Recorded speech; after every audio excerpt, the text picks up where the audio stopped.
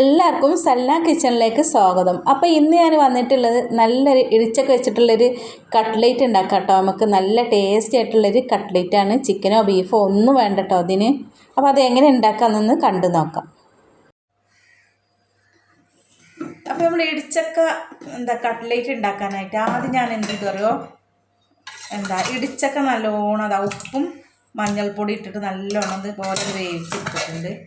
അപ്പോൾ അത്യാവശ്യം വലിയ കഷ്ണങ്ങളാക്കിയിട്ട് കണ്ടില്ലേ, അത്യാവശ്യം വലിയ കഷ്ണമാക്കിയിട്ട് തന്നെയാണ് വേവിച്ചെടുത്തിട്ടുള്ളത്. നല്ലോണം വെന്തിട്ടുണ്ട് കണ്ടോ. ഇനി നമുക്ക് ഈ വെള്ളത്തിൽ നിന്ന് ഇത് ഊറ്റിയിട്ട് വെള്ളമൊക്കെ വാർത്തെടുക്കണം. എന്നിട്ട് വേണം ഉടച്ചെടുക്കാൻ വേണ്ടിയിട്ട്.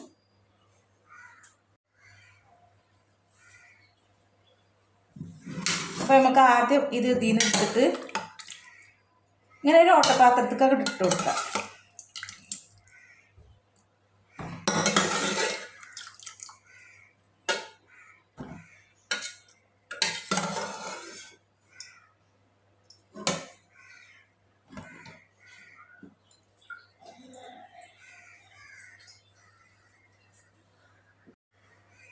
ഇനി നമുക്ക് ആ കുക്കറിൽ തന്നെ 2 ഉരുളക്കിഴങ്ങൊന്ന് പുഴുങ്ങിയെടുക്കണം. അപ്പോൾ കുറച്ച് വെള്ളം ഒഴിച്ചിട്ട് ഇത് നല്ലോണം ഒന്ന് വേവിച്ചെടുക്കാം.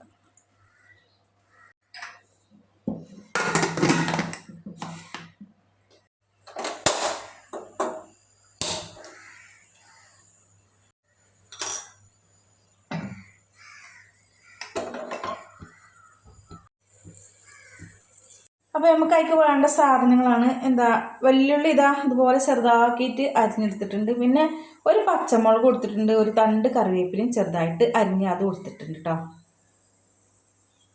ഇനി നമുക്ക് പൊടികൾ ഐറ്റംസ് എന്ന് പറഞ്ഞാൽ ഗരം മസാല എടുത്തിട്ടുണ്ട്, മുളക് പൊടി എടുത്തിട്ടുണ്ട്, പിന്നെ മഞ്ഞൾപ്പൊടി, പിന്നെ ചിക്കൻ മസാല വേണം കേട്ടോ. ചിക്കൻ മസാല ഇടുമ്പോഴാണ് നമ്മളെ കട്ട്ലേറ്റിന് പ്രത്യേക ടേസ്റ്റ് ഉണ്ടാവുക.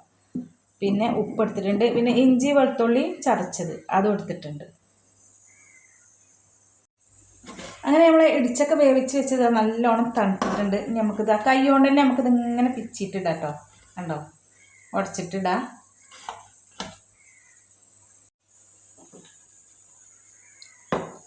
ഈ കൈ അല്ലെങ്കിൽ ഒരു സ്പൂണോ കയ്യിലോ എന്തെങ്കിലും വെച്ചിട്ടൊന്ന് ഉടച്ചാലും മതി. കൈ കൊണ്ടാകുമ്പോൾ പെട്ടെന്ന് തന്നെ ഉടക്കാം.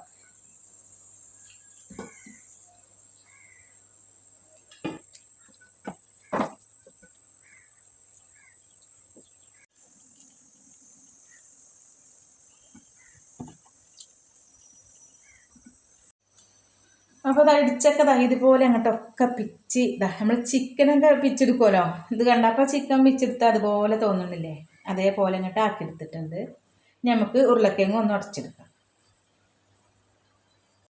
അങ്ങനത്തെ പിന്നെ ഉരുളക്കിഴങ്ങ് ഞാൻ തണുത്തപ്പോൾ ഉരുളക്കിഴങ്ങിൻ്റെ തൊലിയൊക്കെ കഴിഞ്ഞിട്ട് ഇതുപോലെ അങ്ങോട്ട് ഉടച്ച് എടുത്തിട്ടുണ്ട്. അപ്പോൾ നമുക്ക് മസാലയൊക്കെ ഉള്ളിയൊക്കെ ഒന്ന് വഴറ്റാനുള്ള ചട്ടിയൊക്കെ വെച്ച് കൊടുത്തിട്ടുണ്ട്. അപ്പോൾ കുറച്ച് എണ്ണ ഒഴിച്ച് കൊടുക്കാം. അപ്പോൾ ആദ്യം തന്നെ നമുക്ക് നമ്മൾ അരിഞ്ഞ് വെച്ചിട്ടുള്ള സവാള ഉണ്ടല്ലോ അതങ്ങോട്ട് ഇട്ട് കൊടുക്കാം.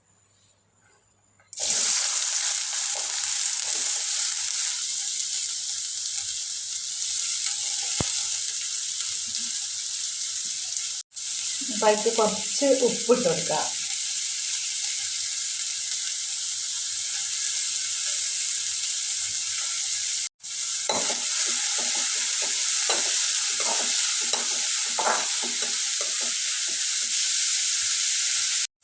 അപ്പോൾ ഉള്ളി നല്ലോണം വാടി വന്നപ്പോൾ പച്ചമുളകും കറിവേപ്പിലയും കൂടി ഇട്ട് കൊടുക്കാം.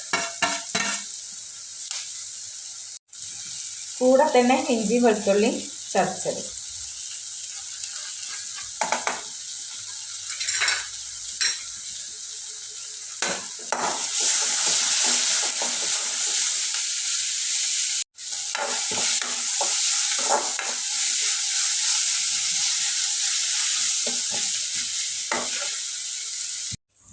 ഇനി നമുക്ക് അതിലേക്കുള്ള മസാലപ്പൊടികളൊക്കെ ഒന്ന് ഇട്ട് കൊടുക്കുക. ആദ്യം തന്നെ മുളക് പൊടി കുറച്ച് ഒരു 3/4 ടീസ്പൂണൊക്കെ മുളകും പൊടി ഇട്ട് കൊടുക്കുക.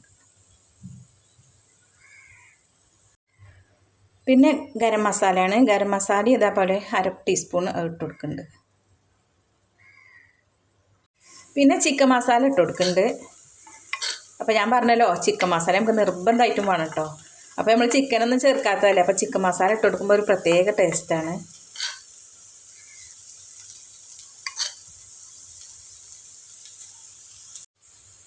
ഇനി നമ്മൾക്ക് മഞ്ഞൾപ്പൊടി ഇട്ട് കൊടുക്കാം. എല്ലാം കൂടെ നല്ലോണം ഒന്ന് ഇളക്കി മിക്സാക്കി കൊടുക്കാം.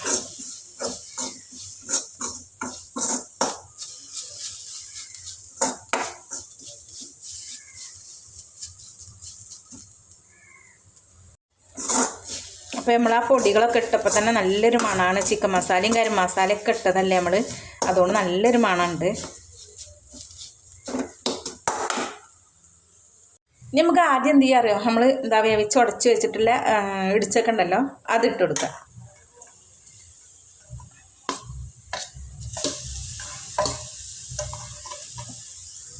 പിന്നെ നമ്മൾ ഉരുളക്കിഴങ്ങ് ഉടച്ച് വെച്ചത് അതും കൂടി അങ്ങോട്ട് ഇട്ട് കൊടുക്കുന്നുണ്ട്.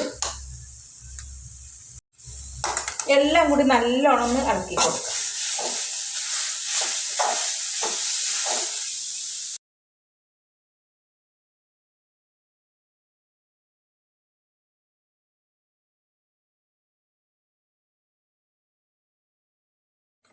അപ്പോൾ അതിവിടെ റെഡി ആയിട്ടോ. ഇതൊന്ന് തണുക്കണം. തണുത്തിട്ട് വേണം നമുക്കിത് കട്ട്ലേറ്റ് ഉണ്ടാക്കാൻ. അപ്പോൾ പെട്ടെന്ന് തന്നെ തണുക്കാൻ വേണ്ടിയിട്ട് ഞാൻ അതുപോലെ ഒരു പാത്രത്തേക്ക് അങ്ങോട്ട് ഇട്ട് കൊടുക്കണം കേട്ടോ. ഒന്നങ്ങോട്ട് നിരത്തി കൊടുത്താൽ നമുക്ക് പെട്ടെന്ന് തണുത്ത് കിട്ടും.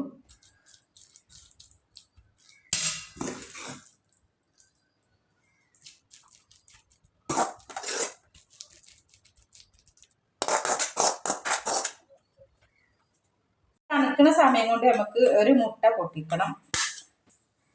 പൊട്ടിച്ചിട്ട് നല്ലോണം കലക്കി വെക്കാം. അപ്പോൾ മുട്ട നല്ലോണം കലക്കിയൊക്കെ നമുക്ക് ഈ മുട്ടയ്ക്ക് പകരം നമുക്ക് കോൺഫ്ലോർ ഇല്ലല്ലേ, ആ പൊടി ഇട്ടിട്ട് കലക്കിയിട്ട് അങ്ങനെ എടുക്കാം.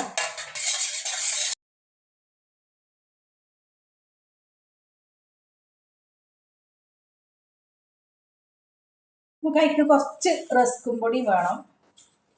അപ്പം അത് എടുത്തിട്ടുണ്ട്. അപ്പം നമുക്ക് ഇനി നമ്മളെ മസാല ഉണ്ടാക്കി വെച്ചൊക്കെ നല്ലോണം തണുത്തിട്ടുണ്ട്. ഇനി നമുക്ക് ഇതിന് ഇതുപോലെ നല്ലോണം തണുത്തിട്ടുണ്ട് കേട്ടോ.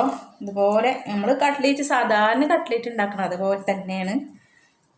ഇങ്ങനെ എടുത്തിട്ട് നമുക്ക് കട്ട്ലേറ്റിൻ്റെ അതേ ഷേപ്പിലാക്കി എടുക്കാം.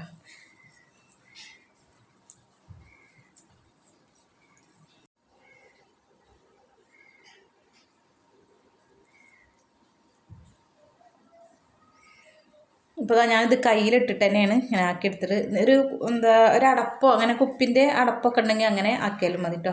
അപ്പോൾ ഞാനിതുപോലെയാണ് ഉണ്ടാക്കിയെടുത്തിട്ടുള്ളത്. നമുക്ക് ഈ മുട്ടൻ്റെ മിക്സിയിലങ്ങോട്ട് ഇതുപോലെ അങ്ങോട്ട് മുക്കി കൊടുക്കാം.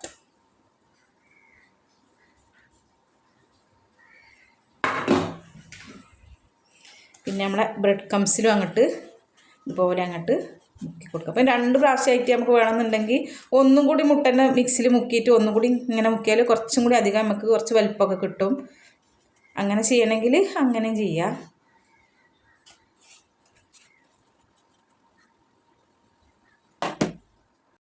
അപ്പോൾ കണ്ടോ ഇതുപോലെ അങ്ങോട്ട് ആയിട്ടുണ്ട്. അപ്പം ഞാൻ എല്ലാം അതുപോലെ അങ്ങോട്ട് ഉണ്ടാക്കിയെടുക്കട്ടെ.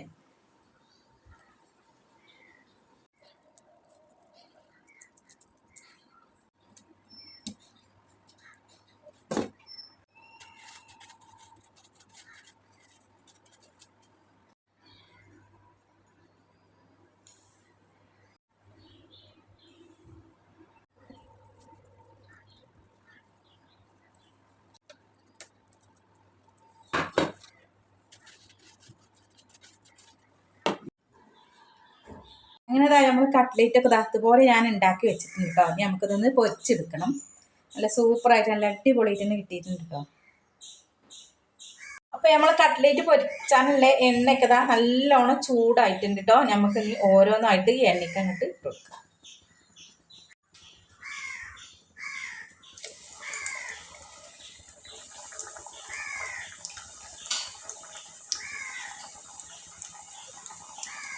അപ്പോൾ നമുക്ക് ഇതൊന്ന് തിരിച്ചിട്ട് കൊടുക്കാം.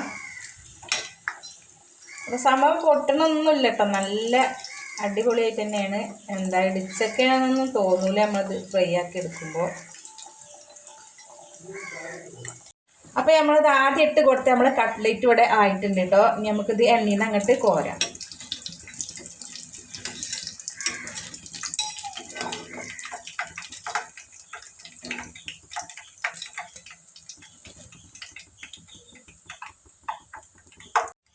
അപ്പോൾ കണ്ട നമ്മളെ കട്ട്ലേറ്റ് പൊട്ടിയിട്ടൊന്നുമില്ല കേട്ടോ, നല്ല അടിപൊളിയായിട്ട് നമുക്ക് കിട്ടിയിട്ടുണ്ട്. കണ്ടില്ലേ?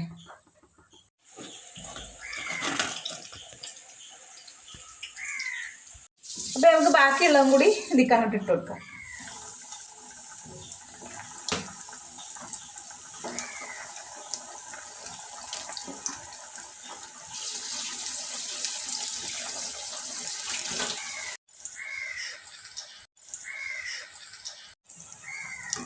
അങ്ങനെ നമ്മളെ കട്ട്ലേറ്റ് ഒക്കെ ഇവിടെ റെഡി ആയിട്ടുണ്ട്.